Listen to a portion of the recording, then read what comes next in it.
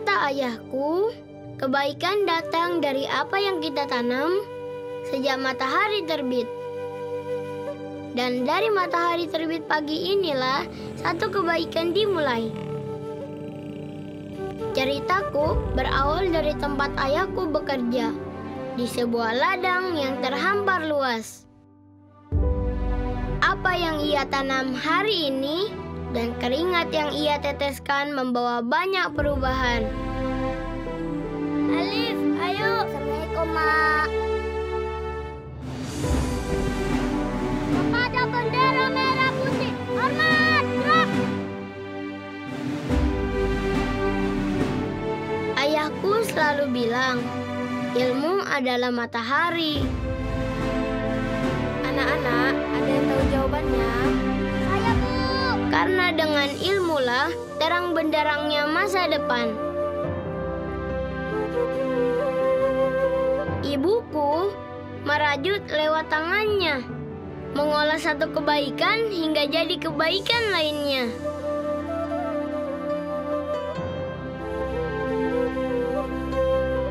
Untuk membawa kebaikan harus dimulai dari kesehatan, agar kaki-kaki mereka nanti kuat melangkah.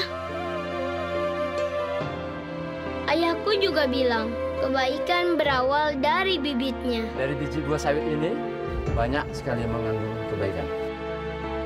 Karena bibit yang baik, buahnya bisa dituai dan berguna di masa depan.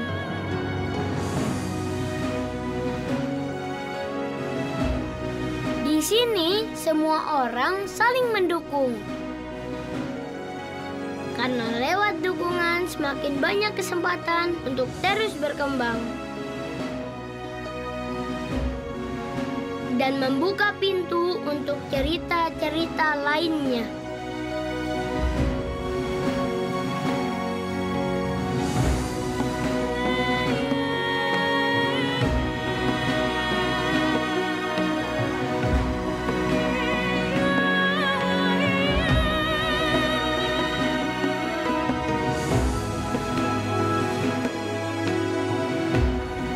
Ini ceritaku.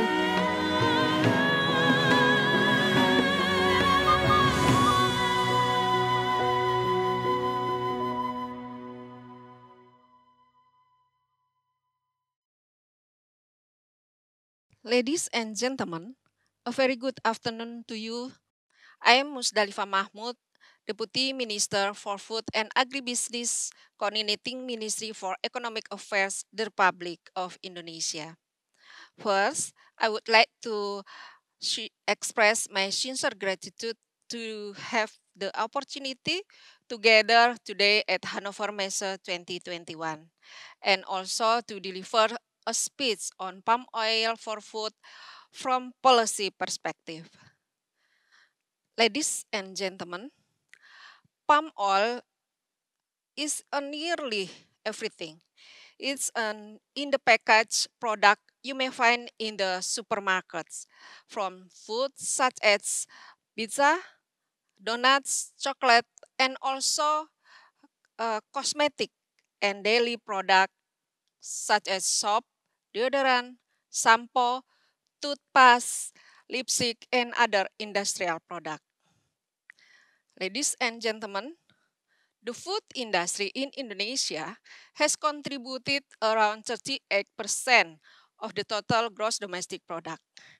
It has absorbed 4.82 million workers and remain as the source of income with total export of 31.08 billion US dollar.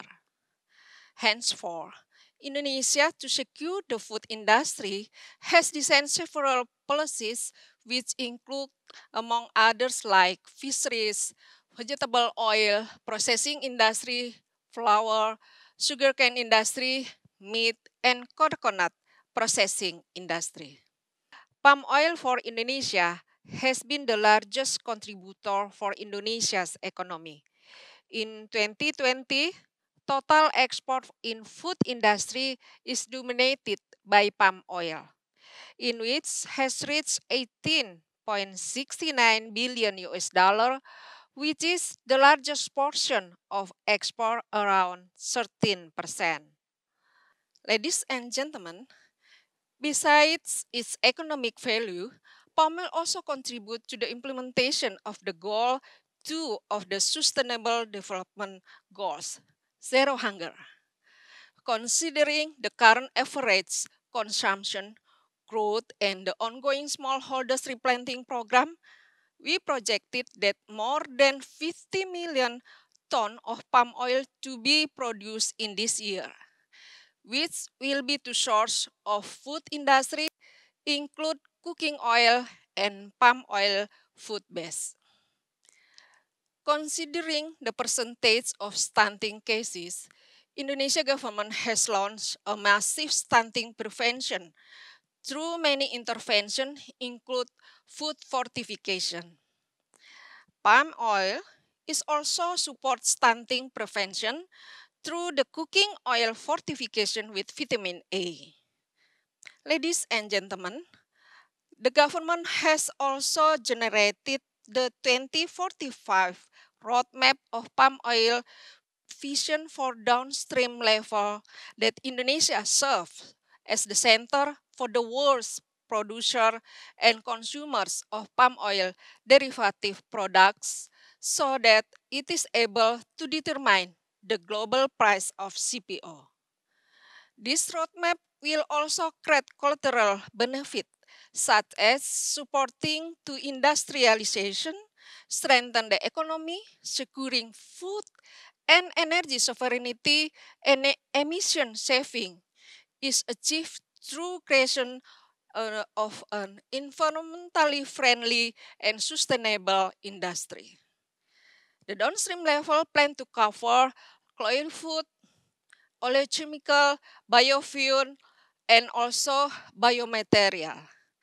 The oleofood complex will help to ensure adequate nutrition, introduction of new modern food product derived from palm oil, national food security, and the food and beverage industry base made from palm oil derivatives. Ladies and gentlemen, having said all those facts, the next important question is how we can ensure that this product is sustainably produced, deforestation free, address worker strike, and also uphold the welfare of the farmers. Ladies and gentlemen, for Indonesia, palm oil has been the core source of employment for many rural communities, employing over 3.4 million people. It creates indirect benefit for many related business which have grown in surrounding palm plantation and mills. Given these attributes, it is Indonesia's national interest to ensure that the planning for the development of oil palm commodity considers the principle of sustainability, as we are also aware of the need to conserve the environment and of course our precious forests and its highly valuable benefits. Ladies and gentlemen, to ensure that our palm oil development is on track with sustainability principles, the President has issued several policies to strengthen the governance of our sustainable palm oil and to move forward to even more sustainable production.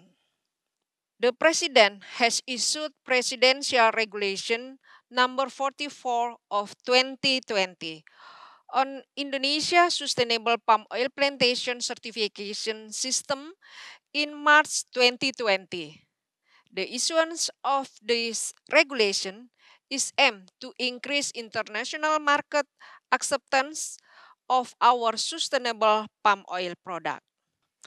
Through this regulation, the objective of the ISPO certification system are not only to ensure the improvement of the management as well as the development of oil palm plantation that conform to ISPO principles and criteria, but also to enhance the acceptance and competitiveness of sustainable palm oil products in national and international market, and strengthen the effort to accelerate the reduction of greenhouse gas emission.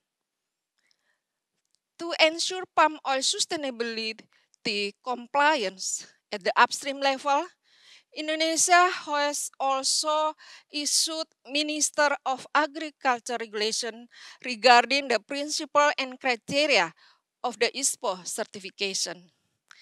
This will be complemented by the Minister of Industry regulation regarding ISPO supply chain certification for the downstream level, which is currently in progress. Ladies and gentlemen, through the issuance of the Presidential Regulation and its implementing regulation on ISPO, the government has made several improvements and revisions. Firstly, the principle of ISPO, which covers compliance with legislation, application of good agriculture practices, environmental management, natural resources and biodiversity, labor responsibilities, social responsibility, and community economic development. Community economic empowerment, application of transparency, and continuous business improvement. If we compare with the old ISPO, the application of transparency is embedded in the new ISPO, which hopefully will provide enabling environments toward international recognition. Another monumental improvement is ISPO will be mandatory for smallholders. Hence, this regulation will generate funding for smallholders, which will distribute it through the smallholders group, the joint smallholders group or cooperative, and can be provided during the initial ISPO certification period. Ladies and gentlemen, to ensure that our palm oil development is on track with sustainability principles, ISPO cannot work alone. Thus, ISPO implementation shall move forward together with relevant regulation. In the effort to avoid illegal conversion by the issuance of Presidential Instruction Number 8 of 2018 on postponement and evaluation of oil palm plantation permits and enhancement of oil palm plantation productivity to restrict expansion of oil palm plantation and ensure that those permits already issued meet the regulation standard and sustainable palm oil management, the legality of land, settle any permit overlapping, cube the land abandoned by permit holders, and the upgrading of land productivity.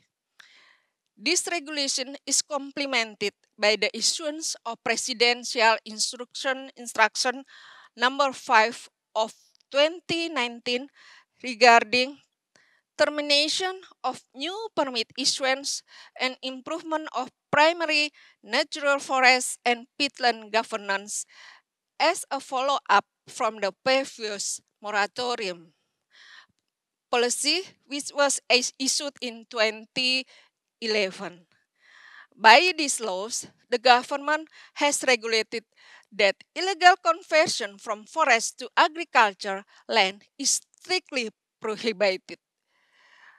Moreover, as a roadmap for sustainable palm oil, the President has issued Presidential Instruction Number 6 of 2019 concerning the National Action Plan on Sustainable Palm Oil for the years 2019 to 2024. Within the NAP ISPO, there is a particular component that include activities for smallholders capacity building, ranging from good agriculture practices, institutional strengthening, and smallholders replanting program. Ladies and gentlemen, we understand the concern of the international community on our palm oil sustainability, and this regulation shows our commitment to development of sustainable palm oil. Therefore, it needs support from all those parties involved, including the global community, in the effort to move forward to more sustainable production. Ladies and gentlemen, the government will also provide the fund for smallholders replanting program, which has been initially launched in North Sumatra, Riau, and South Sumatra by the President. This program aims to improve productivity, increase income, and ensure sustainable practices by smallholders. Ladies and gentlemen, through this event, we would like to reconfirm that our commitment to sustainable palm oil remains strong, and we believe that through the spirit of collaboration, we could together work hand in hand in achieving this ambition. I have taken your time, and I thank you for your attention.